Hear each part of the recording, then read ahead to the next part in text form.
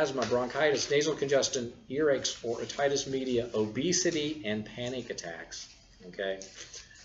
If you get sleep interrupted and go to page 40, he's got a great chart about how this all flows in and out. Okay. So that's my part on the airway stuff. Any additional questions on that? You guys have been great asking questions through the period. Right on. Good? All right. Let's move on to holistic and biological dentistry. This is how I fix all the destruction we just talked about. Okay? So I've been a mercury-free dentist for over 30 years. I came out of dental school, and that was the last time I did a mercury filling. I've been an accredited member of the International Academy of Oral Medicine and Toxicology, a member of the American Academy of Cosmetic Dentistry, member of the International Association of Mercury-Free Dentistry, a supporter of DAMS, which is Dental Amalgam Mercury Solutions, which is a support group of patients that give information about mercury detoxification, root canal poisonings, gum disease, all this good stuff. But they're patients helping patients. It's a good website to find out a lot of good information. And you're talking to a patient, you're not necessarily having to talk to a doctor about it or a nurse. I'm a supporter of Autism Biomed Ohio. Me and my wife, we own Pleasant Springs Farm, where we raise organic grass-fed beef. We raise Belgian draught horses, and a lot of times we have chickens and eggs. Currently, I'm chickenless. Hope to rectify that in a few weeks. My topics I'd like to cover here are mercury-free dentistry, root canals, Nico lesions, gum health, gum disease, fillings, crowns, caps, minimally invasive dentistry, good metals, bad metals, mercury-free dentistry, dentures, implants, and fluoride, and anything else you guys have questions about. On the mercury topic, okay, how many of you guys have mercury fillings or amalgam fillings, okay? We call those silver fillings as a profession, okay? And we've been calling them silver fillings for 150 years. We started doing those things back then, maybe 180 years now. We called them silver fillings back then because people 150 years ago also knew mercury was a poison back then. And if we would have called them mercury fillings, people wouldn't have let us put them in, okay?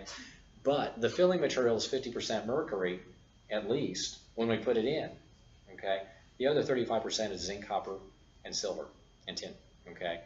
But the big part is mercury. My wedding band, which I happen not to have on today, is a gold band, okay? And it's gold, we call it a gold wedding ring because it's majority gold, but it's not 100% gold. But a metallurgist calls the metal, or an alloy will call it that, whatever its predominant metal is, okay? We have sort of been fibbing about this as a profession. Okay, we call it a silver filling because there is 35% silver in it, but it's a little bit shading the truth. Okay, the other filling, the other filling option we have are composite fillings, which are a glass porcelain bead material, hard material that is held together by a resin matrix. We also have porcelain fillings, and we also have gold fillings. Okay. One of the things people come to me for is to have their amalgams removed safely.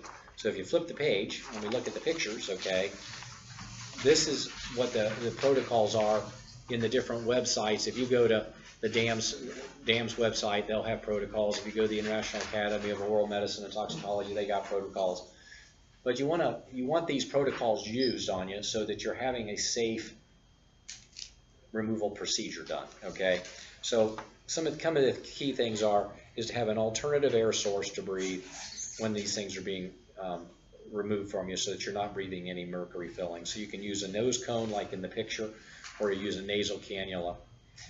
Also using a rubber dam. That rubber barrier that's in the picture there on that guy's mouth, the teeth are sticking out of the rubber barrier. So it's like being draped for surgery. I'm doing the procedure on one side of the rubber barrier, and you're on the other side of the rubber barrier.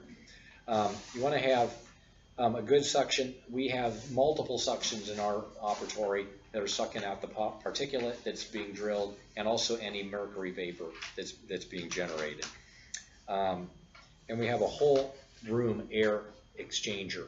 So any mercury that escapes our suctions is being sucked out of the room and evacuated. Myself, because I'm giving you guys oxygen to breathe through your nasal cannula, I don't have a nasal cannula for me to breathe, but I am going to wear a respirator, and so is my staff, okay? We don't want to breathe this mercury while we're taking it out of you.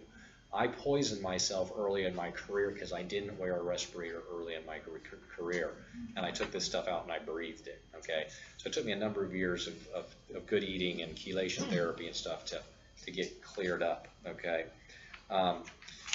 There's also, so the lower picture, you see this thing with this like sort of elephant-like trunk, okay?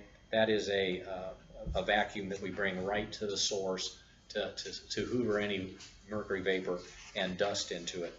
You also want to use high volume suction. If we flip on to the next page, page 3, and you look at figure 3, we've got a high speed suction down there right where we're right next to the tooth. That's going to collect the mercury silver dust and vapor. We're also going to use lots of water spray from the assistant syringe to keep the dust down and keep things cool. Also, the drill that I'm using, water's pouring out of it. We're really flooding the situation with water to keep tooth cool and also knock down any mercury vapor. We also want to drill the filling out in chunks. There's no need to powder the whole filling, okay? So a lot of times I'm taking out a filling that's very big, and I can sort of go around the perimeter and cut it in half and break it up into chunks. And that saves you and me both from exposure. As I say in point 9, the doctor and the assistant are both wearing respirators.